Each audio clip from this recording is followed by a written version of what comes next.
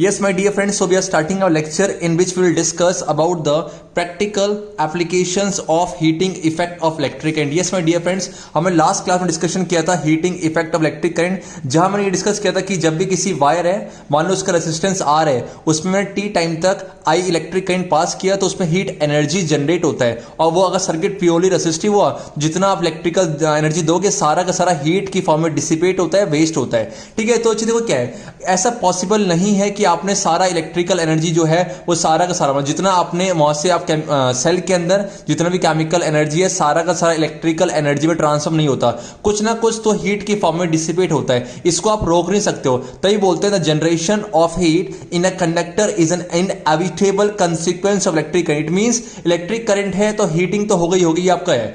अब अच्छे ध्यान दो, अगर मैं आपसे बात करूं कि ये डिजायरेबल है अनडिजायरेबल है, मुझे पता है कि हाँ हीटिंग किसी किसी केस में बहुत अनडिजायरेबल है। जैसे अगर आपसे बात करूं, in many cases it is undesirable as it converts useful electrical energy into heat. Because यहां पर क्या होता है, आप चाह रहे हो इलेक्ट्रिकल एनर्जी पर, लेकिन यूजफुल इलेक्ट्रिकल एनर्जी हीट की फॉर्म में डिसिपेट होता है, लॉस होता है। ठीक है, अब इसकी वजह से क्या हुआ, हीट के डिसिपेट होने की वजह से आप सोच के बोला टेम्परेचर इंक्रीज होगा कि डिक्रीज, ऑब्वियस सी बात है, जितना ज्यादा हीट होगा बच्चे उतना टेम्परेचर इंक्रीज होता है। तो इन electric circuits the unavoidable heating can increase the temperature of the components and alter their properties. और इसकी वजह से क्या है, आपके जो बहुत एक्सपेंसिव डिवाइसेस होते हैं जो कि इलेक्ट्रिकल एनर्जी में ऑपरेट होते हैं, वो आपके खराब भी हो सकते हैं, बिकॉज हीट की वजह से उनके जितने भी आपके वेरियस एलिमेंट्स हैं वो डिस्टर्ब या डिस्ट्रॉय हो सकते हैं। ठीक है, पर लेकिन बच्चे ऐसा नहीं है, बिकॉज अगर आपसे बात करूं, ये नेचर में भी है, हर एक नेगेटिव कॉज के अंदर हमें एक पॉजिटिव कॉज मिल ही जाता है, हर एक नेगेटिव कॉज के अंदर हमें एक पॉजिटिव पॉइंट मिल ही जाता है। तो अगर आपसे बात करूं, क्या बच्चे, क्या जरूरी थोड़ी ना कि हीटिंग इफेक्ट के डिसएडवांटेज, तो यस आई नो कि हीटिंग इफेक्ट के डिसएडवांटेज है, ये बहुत महंगे महंगे इलेक्ट्रिकल डिवाइस को खराब कर सकता है, बट बच्चे heating device of electric current का एडवांटेज भी है। क्या है, हम इसका यूज करके वेरियस पर्पस में काम ला सकते हैं। जैसे कैसे, आपको पता होना चाहिए, जो इलेक्ट्रिक लॉन्ड्री में आयरन होता है, इलेक्ट्रिक टोस्टर हो गया, इलेक्ट्रिक ओवन हो गया, इलेक्ट्रिक केटल हो गया, ये सारे के सारे वो डिवाइस है जहां पर हीटिंग फेवरेबल होता है। क्या होता है, फिर से बोलना, हीटिंग फेवरेबल होता है, डिजायरेबल होता है। इट मींस आपको हीटिंग का इस्तेमाल करते हो। सपोज अगर आपको किसी भी, जैसे बच्चे आपका आयरन हो गया, टोस्टर हो गया, ओवन हो गया, इन सब में क्या होता है, आपको ना हीट बनाना होता है, आपको हीट जनरेट करना होता है, बिकॉज बिना हीट के ये डिवाइस ऑपरेट नहीं करेंगे। तो ऐसे केस में आपका जो heating effect of electric current है वो कैसा डिजायरेबल है। तो इफ समवन आस्क यू कि बताओ कहां कहां इसका एडवांटेज है, ऐसे कौन कौन से डिवाइस हैं जो आपके जूल्स लॉ ऑफ हीटिंग या फिर आपका heating effect of electric current में बेस करते हैं, तो you can answer electric iron, electric toaster, electric oven, electric kettle. Yes my dear friends, ठीक है। अच्छे, अब हम ये देखने जा रहे हैं कि कहां कहां हीटिंग है। जैसे मैंने देखा कि आपका जो है इलेक्ट्रिक आयरन यूज होता है, सेम बच्चे आप इलेक्ट्रिक करंट का जो हीटिंग इफेक्ट है, इसका इस्तेमाल आप लाइट को, इट मींस लाइट एनर्जी को डेवलप करने में भी या जनरेट करने में कर सकते हो। कैसे, आपको पता होना चाहिए, जो इलेक्ट्रिक बल्ब होता है, इलेक्ट्रिक बल्ब के अंदर एक फिलामेंट होता है। क्या होता है, फिर से बोलना, एक फिलामेंट होता है जिसका मेल्टिंग पॉइंट बहुत ज्यादा होता है, मेल्टिंग पॉइंट बहुत ज्यादा होता है। इट मींस जब आप वहां से करंट पास करोगे तो आप उसको ऐसा सेटअप करोगे कि बच्चे वहां से क्या हो, वो सारा का सारा जो इलेक्ट्रिकल एनर्जी वो हीट की फॉर्म में डिसिपेट हो। इसकी वजह से आपका फिलामेंट गर्म होगा और हीट अप होने की वजह से वहां पर क्या क्रिएट होगा, लाइट क्रिएट होगा। देखो क्या है, the electric heating is also used to produce light as in electric bulb. Here the filament must retain as much of heat generate, कि जितना हीट जनरेट हो सके उतना ज्यादा हीट जनरेट हो। इसीलिए बच्चे हम वहां पर जो ऐसे एलिमेंट का इस्तेमाल करते हैं जिसका मेल्टिंग पॉइंट बहुत ही क्या हो, ज्यादा होता है, कि जल्दी मेल्ट ना हो। ठीक है, it must not melt high temperature और strong metal with high melting point, जैसे टंगस्टन ने बात की थी मैंने। अगर आपसे कोई पूछे कि इलेक्ट्रिक बल्ब के अंदर जो फिलामेंट होता है वो किससे मिलकर बना होता है, क्या आंसर दोगे आप, टंगस्टन है, और जिसका मेल्टिंग पॉइंट कितना होता है, 338 डिग्री सेल्सियस, और इसी का इस्तेमाल आप बल्ब के फिलामेंट बनाने के लिए करते हो। ठीक है, और ध्यान रखना बच्चे, बल्ब के अंदर हम कुछ गैस को फिल करते हैं। कौन कौन सी गैस हो गए बच्चे, एक आपका इनएक्टिव नाइट्रोजन और एक आर्गन गैस होते हैं, ताकि उस फिलामेंट की जो लाइफ लाइन है, इट मींस लाइफ जो है उसका इंक्रीज कर सको। पूछा जाता है कि बताओ उसके अंदर क्यों फिल करते हैं, तो आप बोल सकते हो कि सर उसकी जो फिलामेंट की जो लाइफ है उसको इंक्रीज करने के लिए आप उसमें आर्गन और आपका नाइट्रोजन गैस का इस्तेमाल करते हैं। बच्चे, अब सबसे इंपॉर्टेंट जो heating effect of electric current का यूज है वो है आपका इलेक्ट्रिक फ्यूज। फिर से बोलना friends, electric fuse. Yes my dear friends, electric fuse भी कहीं ना कहीं heating effect of electric current पे डिपेंड करता है। इट मींस जरूरी नहीं कि हीटिंग इफेक्ट, इट मींस ये आपका अनडिजायरेबल ही है। जैसे मैंने डिस्कशन किया इलेक्ट्रिक आयरन, जैसे मैंने डिस्कशन किया आपका फिलामेंट ऑफ बल्ब, जिससे आप हीट एनर्जी की वजह से आप लाइट बनाते हो, तो वहां पर क्या इसका यूज है। सेम बच्चे इलेक्ट्रिक फ्यूज होता क्या है, तो बहुत सिंपल है। अगर मैं आपसे बात करूं what is electric fuse, a fuse is an electric safety device that protects circuit and appliances by stopping stopping the flow of any unusually high electric current.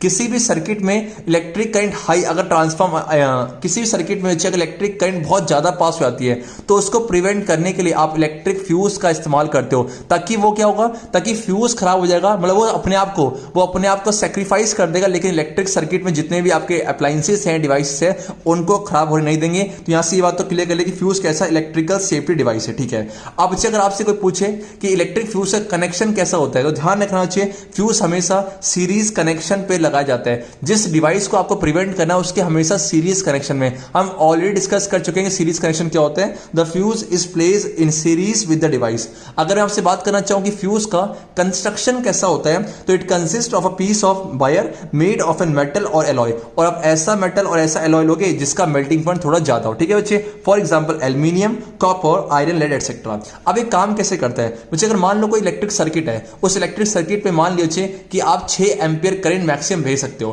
पर लेकिन गलती से वहां से आ गया 8 एम्पियर करंट, मतलब सोर्स से 8 एम्पियर करंट आ गया, पर लेकिन जो इलेक्ट्रिकल डिवाइस है वो 6 एम्पियर तक करंट को हैंडल कर सकता है। तो इससे क्या होगा, अगर 8 एम्पियर चला गया ना, तो अब मुझे पता है इलेक्ट्रिक करंट को भेजोगे बच्चे, अगर इलेक्ट्रिक करंट को भेजोगे तो हीट तो बनेगा, बिकॉज जितना ज्यादा H equal to I square R T है, जितना ज्यादा इलेक्ट्रिक करंट होगा उतना हीटिंग होगी। तो उस इलेक्ट्रिक करंट के बढ़ने की वजह से 8 एम्पियर आने की वजह से आपका हीटिंग ज्यादा होता है, और जिसकी वजह से इलेक्ट्रिकल अप्लायंस खराब हो सकते हैं। इसीलिए हम फ्यूज का इस्तेमाल करेंगे। तो if a current larger than the specified value, कि जो भी स्पेसिफाइड वैल्यू उससे अगर ज्यादा करंट आ जाता है, the temperature of the fuse wire increases, तो इससे क्या होगा, टेम्परेचर बढ़ जाएगा फ्यूज वायर का और वो मेल्ट हो जाएगा और फ्यूज खराब हो जाएगा। जैसे ही फ्यूज खराब हुआ, इलेक्ट्रिक सर्किट क्या हो गया बच्चे, इलेक्ट्रिक सर्किट आपका क्लोज से क्या ओपन हो गया, इट मींस आपका करंट फ्लो नहीं होगा। तो इससे क्या होगा, जो मेन डिवाइस है ना, जो मेन इलेक्ट्रिकल डिवाइस है, वो आप उसका खराब होने से बचा सकते हो। यस माय डियर फ्रेंड्स, ठीक है। अब बच्चा अगर बात करना चाहूं, ये पॉइंट है, the fuse wire is usually encased in a cartridge of porcelain or similar material with metal ends. सबको दिख भी रहा होगा, कुछ मटेरियल्स मेटल के 2 एंड्स होते हैं और इसके बीच में आपका एक फ्यूज कार्ट्रिज का होता है, ठीक है बच्चे। अब ध्यान दो, अगर बच्चे बात करें, ये बहुत इंपॉर्टेंट है कि हर एक फ्यूज की रेटिंग होती है। हर डोमेस्टिक आपके पर्पस में rating, example 1 ampere, 2 ampere, 3 ampere, 5 ampere, 10 ampere. तो इसे बोलते हैं current capacity of the fuse. अभी क्या चीज को समझते हैं, तो चीज से समझते हैं कि आपका current capacity of the fuse क्या है। देखो बहुत सिंपल सा कंसेप्ट है। अगर मैं आपसे बात करूं, मेरे पास ना एक इलेक्ट्रिक आयरन है, ठीक है, मैंने मान लिया क्या, मेरे पास बच्चे क्या है, मेरे पास एक इलेक्ट्रिक आयरन है। Yes my dear friends, electric iron है, ठीक है, जो कि आपका है 1 किलो वॉट का। इट मीन्स आपका 1000 वॉट का है। कितने वॉट का आपका, इट मीन्स वो आपका है 1000 वॉट का, ठीक है।